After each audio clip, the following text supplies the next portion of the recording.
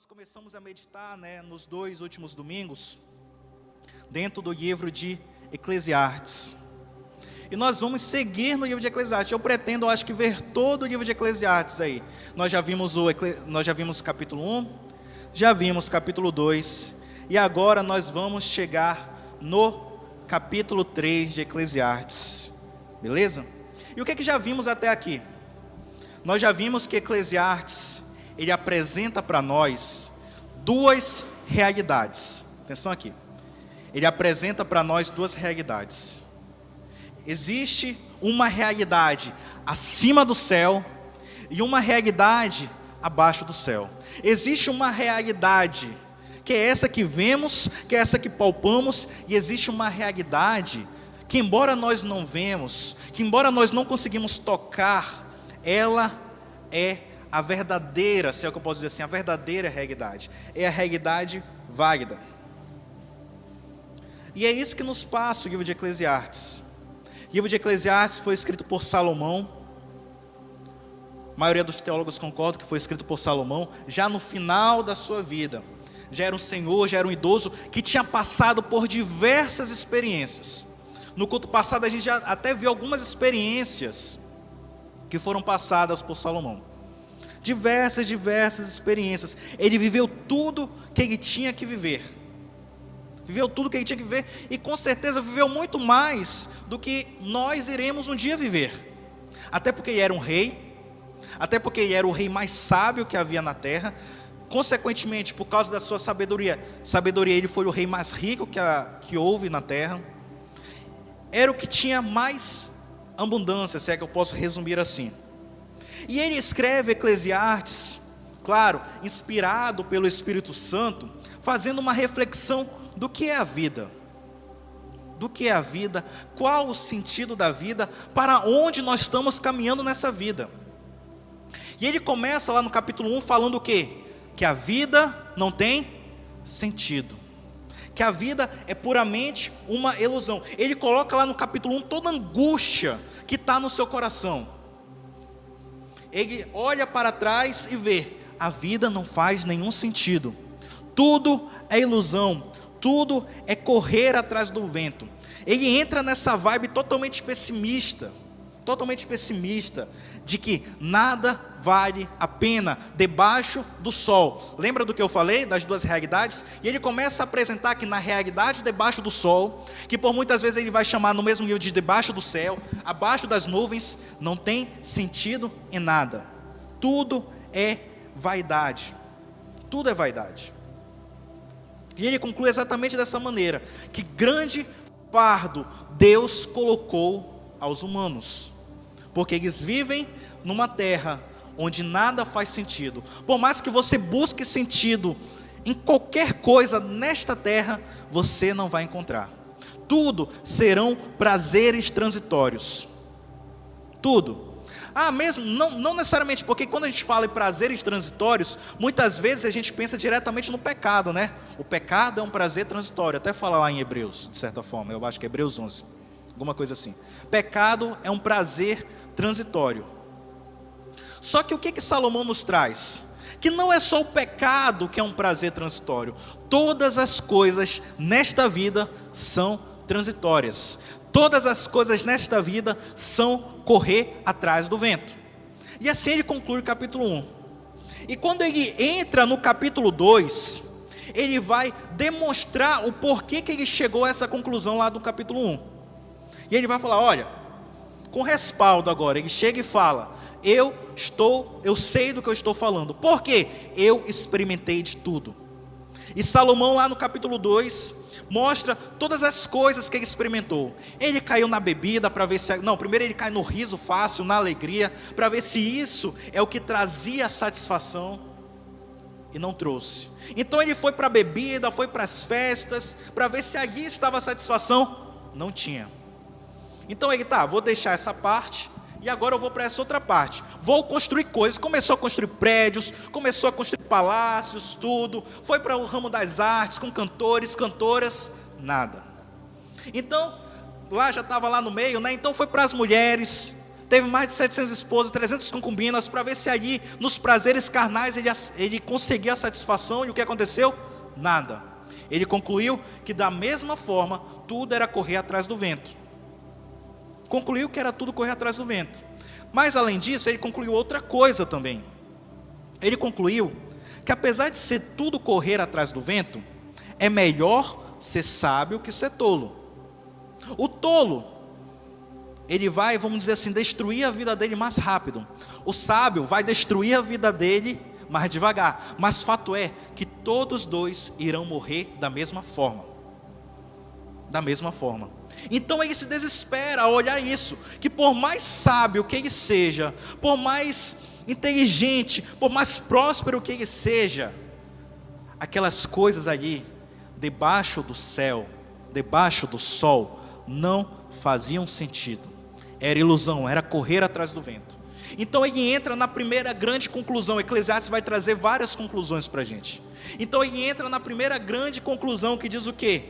Que o melhor é comer, beber e se alegrar com as coisas que vêm das mãos do Senhor, porque é o Senhor que dá todas as coisas para nós. Ele começa a compreender que ele precisa ser grato pelas coisas que Deus deu para ele, não pelas coisas que ele conquistou, porque as coisas que ele conquistou, na verdade nem foi ele mesmo que conquistou, foi Deus que deu para ele. Então ele conclui que nesse curto período de tempo, o melhor que tem é usar as coisas que Deus deixou para ele, que Deus permitiu. E assim ele concluiu o capítulo 2. Mas eu sei, continua aí cheio de perguntas, cheio de respostas. Poxa, então é só isso? Então é só curtir a vida com as coisas que Deus me deu, curtir minha família, comer, beber? Parece que falta algo. Então ele entra aqui no capítulo 3, que é para tentar mais uma vez responder as perguntas. Ele entra no capítulo 3, eu queria água. Água. Se alguém puder me trazer água, agradeço. E diminuir esse ar-condicionado aqui que está muito forte. Tá, obrigado.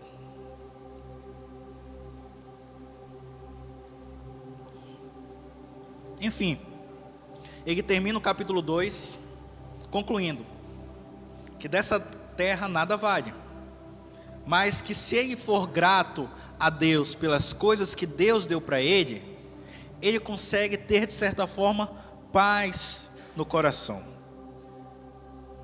Mas por que ele chega a essa conclusão? Porque ele começa a perceber as coisas não com base aqui na terra. Lembra, olha aí, ele muda o foco. Agora não é ele que conquista as coisas, agora é Deus que dá as coisas para ele. Então ele começa a perceber as coisas com base no que está acima do sol. E no capítulo 3 ele vai seguir agora na mesma temática. Ele vai demonstrar como funcionam as coisas, de certa forma, sob o ponto de vista acima do sol. E eu quero convidar vocês aí para abrir no capítulo 3, versão NVI. Perfeito. Vamos ler aí o capítulo 3 de Eclesiastes, amém? Diz assim, ó: para tudo há uma ocasião, e um tempo para cada propósito debaixo do céu. Tempo de nascer e tempo de morrer. Tempo de plantar e tempo de arrancar o que se plantou. Tempo de matar e tempo de curar. Tempo de derrubar e tempo de construir. Tempo de chorar e tempo de rir. Tempo de prantear e tempo de dançar. Tempo de espalhar pedras e tempo de ajuntá-las. Tempo de abraçar e tempo de se conter. Tempo de procurar e tempo de desistir. Tempo de guardar e tempo de lançar fora. Tempo de rasgar e tempo de costurar. Tempo de calar e tempo de falar. Tempo de amar, tempo de odiar. Tempo de lutar e tempo de viver em paz. O que ganha o trabalhador com todo o seu esforço? Tenho visto o fardo que Deus deu. Tenho visto o fardo que Deus impôs aos homens. Ele fez tudo apropriado a seu tempo. Também pôs no coração do homem um anseio pela eternidade. Mesmo assim, este não consegue compreender inteiramente o que Deus faz. Descobri então que não há nada melhor para o homem do que ser feliz e praticar o bem enquanto vive. Descobri também que poder comer e beber e ser recompensado pelo seu trabalho é um presente de Deus. Sei que tudo o que Deus faz permanecerá para sempre. A isso nada se pode acrescentar, e disso nada se pode tirar. Deus assim faz para que os homens o temam. Aquilo que é, já foi. Aquilo que será, já foi anteriormente. Deus investigará o passado. Eclesiastes 3, do 1 ao 15. Aqui, agora ficou melhor. Aqui, Salomão começa a tecer uma visão sobre quem está acima do céu. Quem é este que tudo controla. E ele começa falando o que no versículo 1? Para tudo há uma ocasião certa. Eu sei que à primeira vista, falar que para tudo há uma ocasião certa, até de certa forma causa uma angústia no nosso coração. Porque com certeza você já passou aí por diversos momentos que você pensou, cara, não era para isso ter acontecido agora. Tinha que acontecer justo agora? Não, pastor, isso aí não é bem assim não. Porque várias vezes na minha vida aconteceu coisas que não era para ter acontecido naquele momento. Não era para ter acontecido naquele momento. Mas por que nós pensamos assim? Porque nós estamos vendo sob a nossa perspectiva. Nós estamos vendo sob a perspectiva debaixo do sol. Debaixo do sol. Toda vez, querido, que nós observarmos a nossa vida com base na nossa própria perspectiva, nós vamos ter uma visão pessimista da vida. Por quê? Porque nós não sabemos quais são os planos, quais são os projetos e propósitos daquele que está acima do sol para as nossas vidas. Quer ver como isso é tão certo? Pense aí várias vezes que aconteceu algo que você pensava que era para o mal, você pensava que aquilo tinha desgraçado de certa forma a sua vida, mas lá na frente você viu, aquilo serviu para mim. Aquilo serviu para mim. Várias coisas na minha vida. Eu sou novo, imagine quem é mais velho. Pode ter várias coisas aconteceram que no momento eu pensei, poxa, não era para ter acontecido isso. Perdi, não deu certo. E lá na frente passa o tempo e eu vejo que aquilo era para o meu bem. Por quê? Porque existe duas perspectivas sobre a nossa vida. Existe essa perspectiva debaixo do sol e a perspectiva acima do sol. Por que há fome no mundo? Por que há violência? Por que veio a pandemia? Do ponto de vista humano, eu não sei. Do ponto de vista humano, eu poderia dizer, cara, que pior momento para vir crise. Tinha que vir logo a pandemia e agora a gente está numa crise hídrica que não chove. Por quê? Da perspectiva humana, tem respostas. Mas com certeza, querido, Deus tem um propósito nisso. Com certeza, Deus tem um propósito para todas as coisas que estão acontecendo, a nível nacional, a nível Brasil e da sua vida também. Pode ser que neste momento na sua vida não esteja tão bom, pode ser que nesse momento você esteja passando por uma luta, pode ser que neste momento você esteja passando por algum problema, mas saiba, há um propósito para isso. Há um propósito. E qual é esse propósito, pastor? Eu não sei, eu não sou Deus. Queria eu saber, pelo menos o da minha vida, para mim, mas eu não sei. Mas eu tenho certeza que Deus sabe, que Deus sabe. E ele continua aí, né, versículo 1 ainda, há um tempo certo para cada propósito debaixo do céu. Há um tempo certo para acontecer as coisas na sua vida. Às vezes nós nos desesperamos porque não dá certo. Às vezes nós nos desesperamos porque dá errado os nossos planos. Mas saiba, há um propósito. Há um propósito. Há um propósito. O que de certa forma, resumindo, o que Salomão, inspirado pelo Espírito Santo, está falando para nós, através de Eclesiastes? Que embora a vida nessa terra, do ponto de vista terreno aqui, seja sem sentido, não quer dizer que a gente está descontrolado, não quer dizer que a gente está livre, sem nada que nos guie, não quer dizer que não tem ninguém mandando. Existe um Deus que manda em tudo. Existe um Deus que controla todas as coisas. Existe um Deus que determina todas as coisas. Algumas correntes cristãs não gostam desse termo, mas é verdade. Nós temos um Deus que controla os mínimos detalhes da nossa existência. Salmo 109 ele fala que Ele sabe quando a gente vai levantar, quando a gente vai deitar, que não há para onde a gente se esconder dEle. Ele sabe todas as coisas. Tem alguém que manda em tudo isso.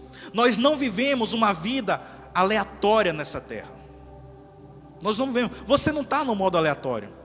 O que é o modo aleatório? O modo aleatório é aquilo que ninguém tem controle. Aquilo que vai acontecendo as coisas ao acaso. Nós não vivemos aqui em modo aleatório.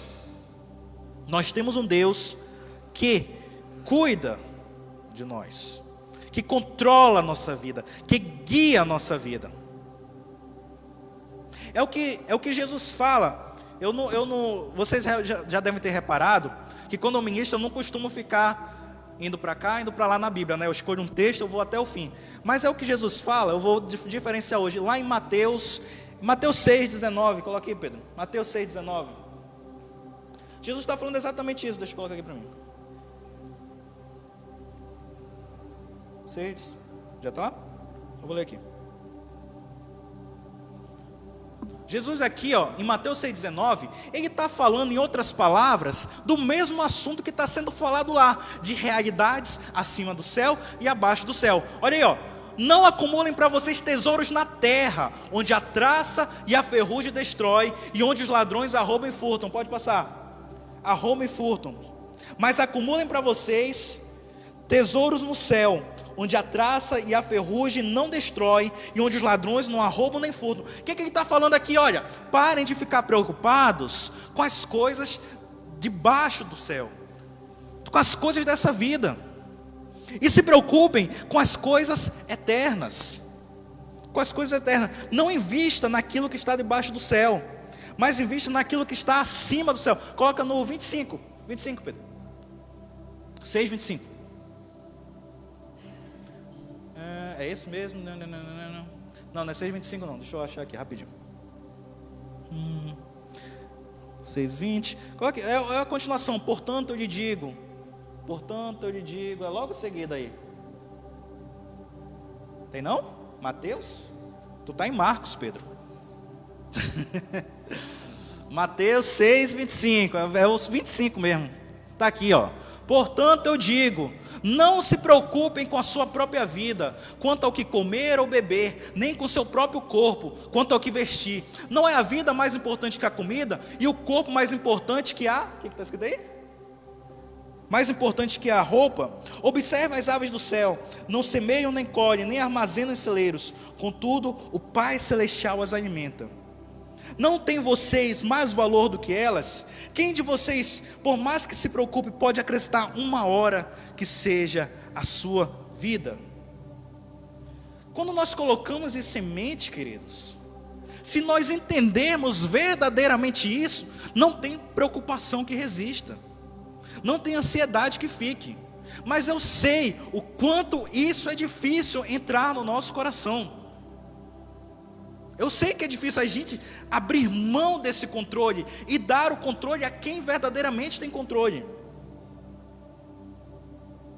Mas fato é, querido, que essa é uma necessidade para a nossa vida. Uma necessidade da nossa vida. Pode pegar, eu duvido que você já tenha escutado uma história assim. Homem morre aos 120 anos. Como é que era a vida desse homem? Ele era super ansioso, ele era super preocupado, andava de cá para lá. Não chega. O ansioso, o preocupado, ele morre cedo. Morre cedo. Você não vai ver ninguém, olha, fulano morreu há 100 anos. Era preocupado com tudo, era agoniado, vivia para cima e para baixo. Não tem. Você vai ouvir o contrário. Poxa, fulano morreu com 30 anos, 35 anos. Era muito agoniado, deu um infarto, teve derrame, morreu novo. Você vai ouvir isso. Os índices de ataque cardíaco, de infarto, estão aumentando consideravelmente na nossa sociedade, dentre os jovens. Ali na faixa lá do jovem adulto, aqui 30 a 40 anos. Por quê? andam agoniadas, de cima para baixo, de baixo para cima, preocupadas, buscando as coisas desta vida. Buscando as coisas desta vida.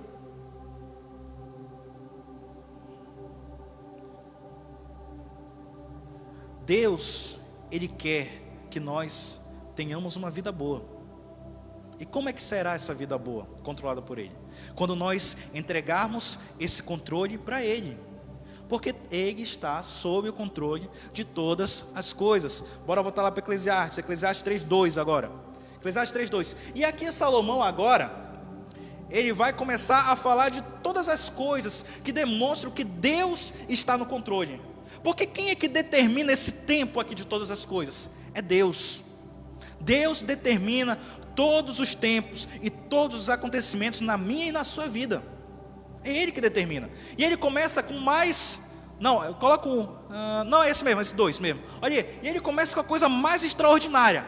Há tempo de nascer e tempo de morrer. Você nasceu no período, no momento, no local, na família, no país que Deus decidiu para você nascer.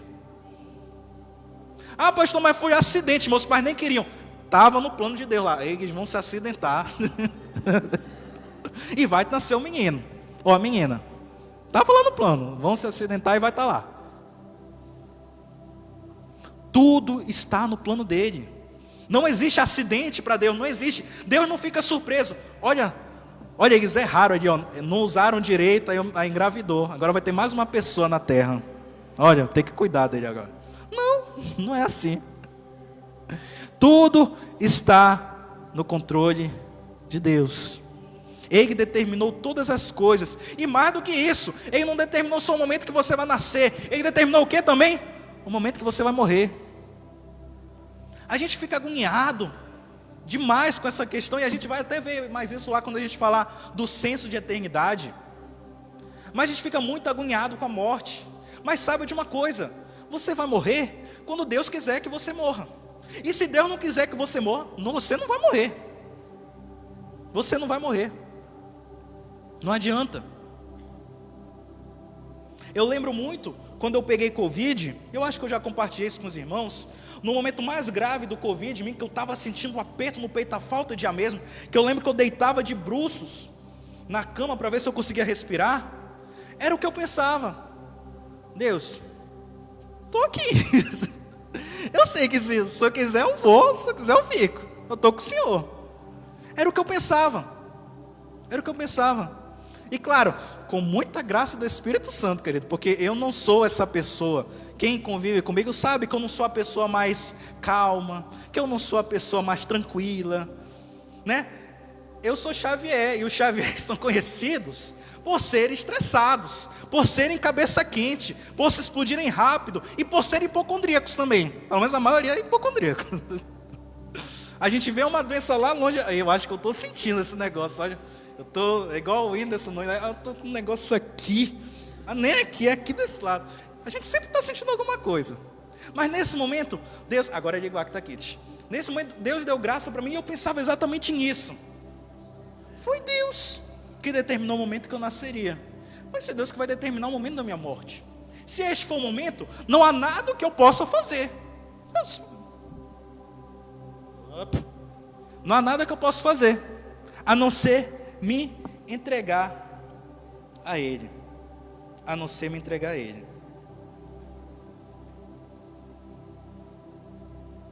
E aí fica a questão, né? Deus se preocupa com as minúcias da nossa existência, com as minúcias do nosso ser. E volta a reflexão. Cara, se a gente entendesse isso, queridos, a gente não ia viver agoniado. A gente não ia. Deve ser uma busca constante. Deve estar em todas as nossas orações. Deus, eu quero confiar plenamente que o Senhor está no controle. Que não é eu com o meu trabalho que vou fazer as coisas, que não é eu com o meu estudo, que não é eu com isso, que não é eu com aquilo. É o Senhor que faz na minha vida. É o Senhor que faz. É o Senhor que está no controle. Vamos trazer isso um pouquinho mais perto aqui para a gente. Pensa só. Vamos pensar aqui, deixa eu ver aqui. Pensa que você vai viajar de avião. Você vai viajar de avião, que Manaus, São Paulo, certinho. Você vai entrar no avião. Se você for uma pessoa mais tranquila, sem medo de altura, você vai sentar no avião de boa. E você vai ter a certeza. Lá na entrada vai ter o piloto, vai ter o copiloto. Eles vão até se apresentar para você, às vezes eles se apresentam, né, naquele radinho lá. Vai dizer, olha, eu sou o piloto tal, eu vou fazer o voo tal, esperamos que seja uma boa viagem. Aí você senta tranquilo. E você fica de boa, porque você sabe, tem alguém pilotando. Tem alguém pilotando, e se esse cara passar mal, ainda tem um copiloto. Tem alguém no controle, tem alguém supervisionando tudo. Das vezes que eu viajei, eu tinha uma técnica. Eu tenho muito medo, eu ainda tenho medo. Eu tinha uma técnica, eu sentava, quando começava a turbulência, eu ficava vendo a tripulação, né? A aeromoça lá, o aeromoço lá. Ó, eles estão de boa, então deve ser algo de boa. Quando eu via que eles sentavam também, eu vi, cara, tá estranho esse negócio. Mas por quê? Porque eu sabia que eles estavam na administração de tudo. Eu sabia que eles estavam na organização de tudo. Agora pensa só, você está numa viagem, e do nada, chega lá a aeromoça lá e fala, gente, o piloto teve um infarto.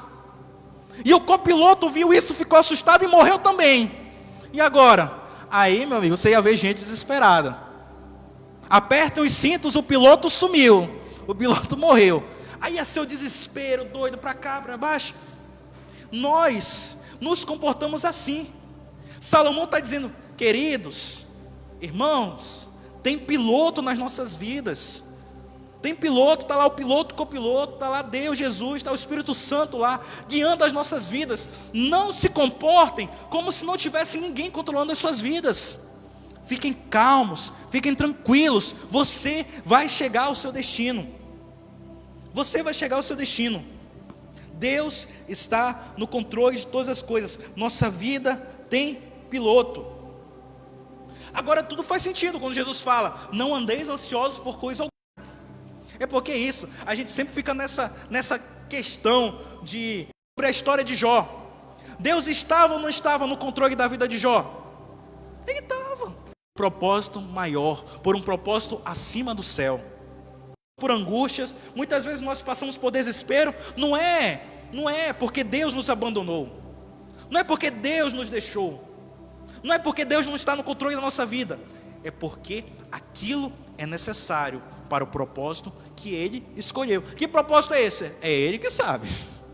Muitas vezes eu não sei, mas Ele vai revelar para mim, no momento que acontecer Ele vai revelar. Ele vai revelar, que tanto que essa foi a atitude de Jó. Falando de Jó agora, Jó foi assim, estava sofrendo, mas ele ansiava, ele falava, mesmo que a minha pele caia, na minha carne, com meus ossos, eu vou ver o meu Redentor, eu verei a Deus, e eu vou procurar Ele, e eu vou falar com Ele, e eu vou conversar com Ele, eu sei que Ele vai me revelar, e no final Deus revela a Ele, todas as coisas. Deus está no controle, nossa vida tem comando, nossa vida tem piloto. Se sofremos em algum momento, é por algum propósito. Propósito este que eu não sei, mas Ele sabe. Essa deve ser, nós devemos, por isso que eu falo, queridos, constantemente orar, para que essa verdade, ela se intensifique no nosso coração. Se intensifique. Você não sabe o quanto essa palavra aqui está falando comigo, queridos. Eu estava até comentando com o Ezê, eu ministrando Eclesiastes, parece que eu estou ministrando mais para mim do que para vocês. Porque se tem um cara que precisa aprender isso aqui, sou eu. Sou eu. Mas é uma luta diária, é pedido diário a Deus. Deus, me dê paz. Eu quero confiar que o Senhor está no controle. Eu quero confiar que o Senhor está guiando a minha vida. Como diz uma música dos Filhos do Homem, às vezes fica tudo escuro. Eu procuro, eu não vejo, mas eu sei que o Senhor está lá na frente. Eu sei que o Senhor está lá na frente, eu sei que o Senhor está vendo. E eu sei que o Senhor vai me guiar para esse caminho correto. Eu sei que o Senhor está me guiando para esse caminho correto. Esse é o nosso Deus, querido. É esse Deus que nós devemos todo dia apresentar a nossa vida a Ele. Apresentar a nossa vida a Ele, que nós, porque é assim, né? A gente vem, aceita Jesus, eu entrego a minha vida a Ti. Só que como alguns pastores falam, a gente entrega, mas depois, olha, Deus, Jesus, eu entreguei aqui, mas eu quero um pouquinho de volta aqui, só para eu ficar cuidando aqui, só desse pedacinho aqui. Aí esse pedacinho que a gente pegou começa a dar errado, Deus não está vendo, Deus não está isso. Claro, você pegou para você, está na sua mão. E se tiver na sua mão vai acontecer o quê?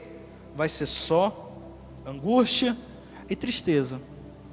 Angústia e tristeza. Angústia e tristeza. Só que Deus, Ele faz de tudo, voltando aí ao ponto de Eclesiastes, né?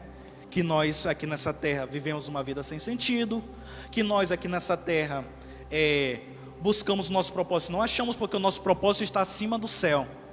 Aí alguns podem até falar, isso é injusto. Deus faz, Deus coloca o fardo e vai embora. E vai embora, fica controlando as coisas lá do céu. E como é que a gente vai saber? Como é que a gente vai achar? E aqui o Espírito Santo, através de Salomão, ele nos ensina algo que é intrínseco a todo ser humano, que é o que está lá no versículo 11, coloca lá, Pedro. Versículo 11 de Eclesiastes 3. Olha aqui, ó. Ele fez tudo apropriado ao seu tempo. Também pôs no coração do homem o anseio pela eternidade. Aí ele vai falar, não é mesmo assim, não consegue compreender. Deus, na sua infinita misericórdia, sabendo que nessa terra nós andaríamos perdidos, sabendo que nessa terra, né, em resumo, né, que nós fomos criados para, que nada faz sentido, que nada tem razão. Ele vendo tudo isso, na sua infinita misericórdia, Ele coloca dentro de nós o que? Esse senso pela eternidade. E o que esse senso pela eternidade faz? Esse senso pela eternidade, queridos, ele nos faz perceber que há algo errado neste mundo. Queridos, por mais isolada que a tribo seja, por mais isolado que o povo seja, ele sabe que esse mundo está incompleto. Ele sabe que falta algo neste mundo. Isso aqui é o que Calvino, eu acho que eu já falei isso aqui, Calvino chamava isso aqui de sensus divinitatis, alguma coisa assim, senso de divindade. O ser humano nasce com esse senso, que existe algo superior. Com base nesse senso aqui, é o que o Calvino falava, que não existia ateu 100%. Ateu é o quê? Aquele que não acredita em nada.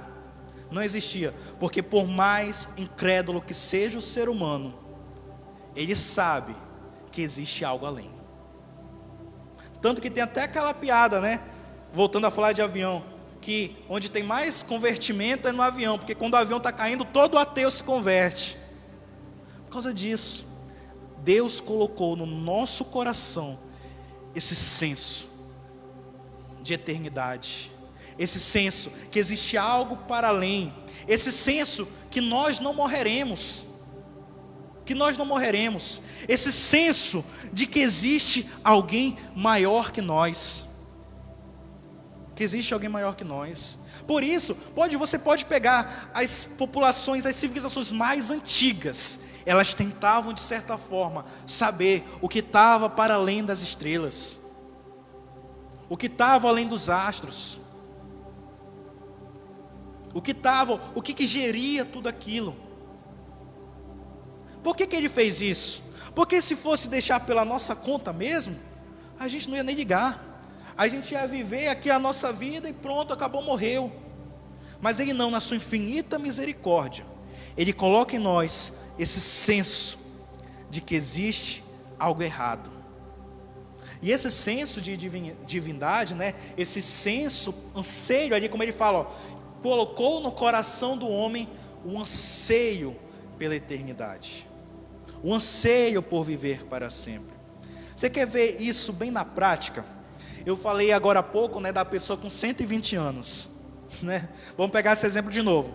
Vamos supor uma pessoa que tem 120 anos, ela morre, o que vai acontecer? Todo mundo vai chorar, todo mundo vai lamentar, Se quiçá alguém falou, ele estava tão bem, só tinha 120 anos. Porque não faz parte da nossa natureza a finitude. Não faz parte da nossa natureza a morte. Deus não nos criou para a morte. Deus nos criou para a vida.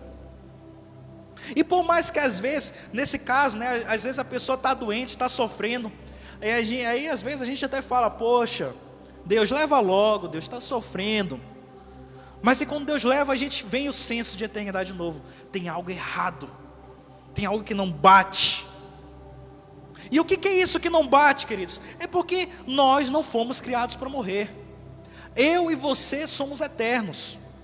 Quer você queira ou quer você não queira. Ah, mas não acredito em Deus. Não importa.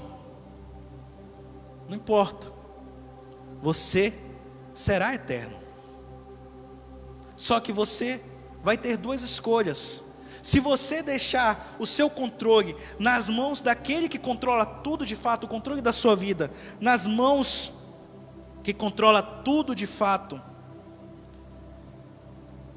você vai ter uma eternidade boa. Caso contrário, o que vai acontecer?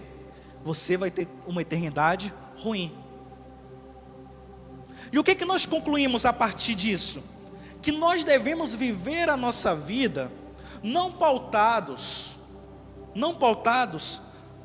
no aqui e no agora, mas sim pautados naquilo que vai refletir para essa eternidade, que é a verdadeira vida. Pautados para a eternidade.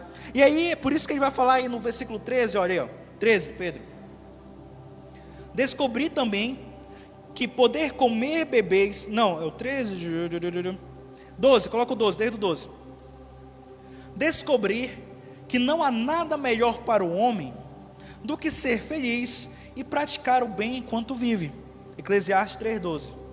Por que ele fala isso? Por que ele fala isso? Porque pensa só, se a minha vida é pautada para a eternidade, que benefício vai ter de você ser mal aqui? Já que a sua vida, aqui nada importa, aqui é um faz de conta, aqui não é a verdadeira vida. Verdadeira vida é o que está nos céus. Então não tem sentido você viver uma vida ruim, mal, amargurado, ser ruim com fulano, porque tudo aqui é um faz de conta. A verdadeira vida é a que está para além. E já que a verdadeira vida é a que está para além, eu vou tentar aproveitar essa aqui de boa.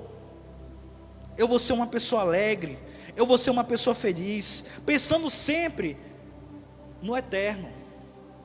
Eu vou comer, como fala no versículo 13 aí, eu vou comer, eu vou beber, eu vou ser recompensado pelo meu trabalho, mas eu não vou viver em razão dessas coisas aqui. Eu não vou viver em razão do meu trabalho, eu não vou viver em razão dos prazeres, porque eu sei que isso aqui tudo vai passar. Eu vou viver em razão do que é verdadeiro, em razão do que há eterno, do que é eterno. Em outras palavras, Salomão está falando assim para a gente: olha, vivam aqui, sejam gratos pelas coisas que vocês estão vivendo. Volta o que falou lá no capítulo 2. Porque pensa só, você veio para essa terra sem nada, e olha o tanto que você já tem hoje. Ah, pastor, mas eu nem tenho tanto, mas alguma coisa você tem. Você veio para essa terra sem nada, e olha todas as coisas que Deus já lhe deu até então. E deu uma família, e deu um teto para você morar, Ele dá o alimento todo dia. Porque, queridos, na sinceridade, Deus poderia fazer assim, ó: pessoal, eu já salvei vocês, eu já coloquei vocês para a eternidade, se vocês aceitarem, vocês serão eternos no bem, e pronto. Agora aí na terra, ó, é cada um por si, e eu por ninguém. Deus falando, né? Eu por ninguém. Vocês vão se debater aí, e vão lutar, e vão tentar viver. Eu garanto aqui a eternidade, vocês se garantem para ir. Poderia fazer isso? Poderia. E aí nós ainda estaríamos no ganho, porque nós ainda seríamos eternos. Mas não. Além dessa eternidade que Ele nos promete, além desse senso de eternidade que Ele nos dá, Ele nos dá coisas a mais, Ele nos dá um plus aqui nessa terra. Esse é o nosso Deus, querido. Esse é o nosso Deus. O Deus que se preocupa com cada detalhe da nossa existência. E você só vai ter paz. Você só vai ter paz quando confiar verdadeiramente nesse Deus. Você não vai ter paz, sei lá, vamos lá, trocando de mulher. Ah, não, é minha mulher que é muito chata. Se eu tirar essa e ficar com outra, aí eu vou ter paz. Não vai ter paz, vai ser a mesma coisa. Ah, mudar de trabalho, esse meu trabalho é um inferno. Quando eu mudar de trabalho, eu vou ficar de boa. Não vai, você vai para o trabalho, vai ser inferno da mesma forma. Ah, na verdade é a minha cidade, eu não gosto da minha cidade. Quando eu mudar de cidade, aí vai ficar legal. Não vai, vai ser a mesma coisa. Porque lembra dos ciclos que eu falei lá de Eclesiastes 1? Você vai ficar bem, vai ficar mal. Vai ficar bem, vai ficar mal. Assim como o sol nasce, sol se põe, sol nasce, sol se põe. Você só encontrará paz. Só encontrará paz quando você confiar e se entregar verdadeiramente ao Deus que tem o controle de tudo. Fora isso, você viverá em plena frustração. Em plena frustração. Em resumo de tudo, Deus, e eu já falei isso aqui várias vezes, mas é para ficar bem na cabeça. Deus é o Senhor da história, que está no controle de todas as coisas. Não é você que manda, não sou eu que mando, é Deus que manda. Todas as coisas que aconteceram com você até aqui, foi sob permissão de Deus. Se Ele não tivesse permitido, nada disso teria acontecido. E nós não temos controle sobre esses acontecimentos da nossa vida. Quem tem controle é o piloto, é Deus, aquele que está no comando de tudo. Você não tem controle de nada. Você não tem controle de nada. Ou alguns anos atrás você ia adivinhar, você ia saber, olha, no dia 10 de outubro de 2021, eu vou estar lá na igreja do Evangelho Vivo, assistindo o pastor. Você não tem como saber isso. Há 2 anos atrás eu não diria que eu estaria aqui também. Você vai estar ministrando 2 anos atrás? Não, estou no louvor, sou do louvor.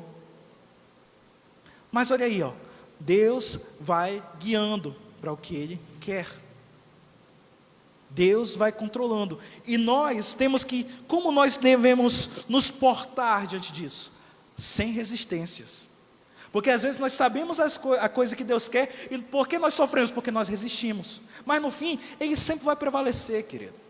Sempre vai prevalecer. Nós não temos controle sobre o tempo ou sobre os acontecimentos, mas temos que confiar naquele que tem, sempre olhando para a eternidade, não para o presente. Eu estou sofrendo aqui, mas na eternidade você não vai sofrer. Eu estou doente aqui, na eternidade você não vai adoecer.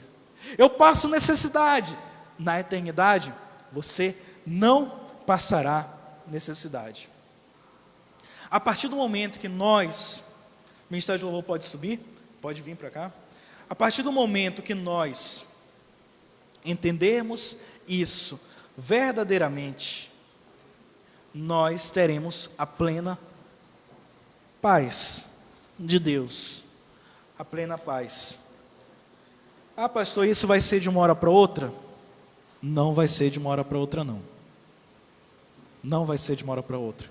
E eu digo até que talvez, por toda a nossa vida, vai ser sempre um processo.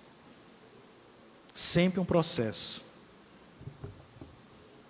Mas nós devemos lutar para permanecer nesse processo de entrega constante àquele que tem todo o poder. De entrega constante àquele que está para além do céu, que olha de cima para nós, que olha não agora, não passado, mas que olha para o futuro. Amém, meus queridos? Essa era a palavra do Senhor para nós essa noite. Quero convidar todos, dê um aplauso ao Senhor, amém?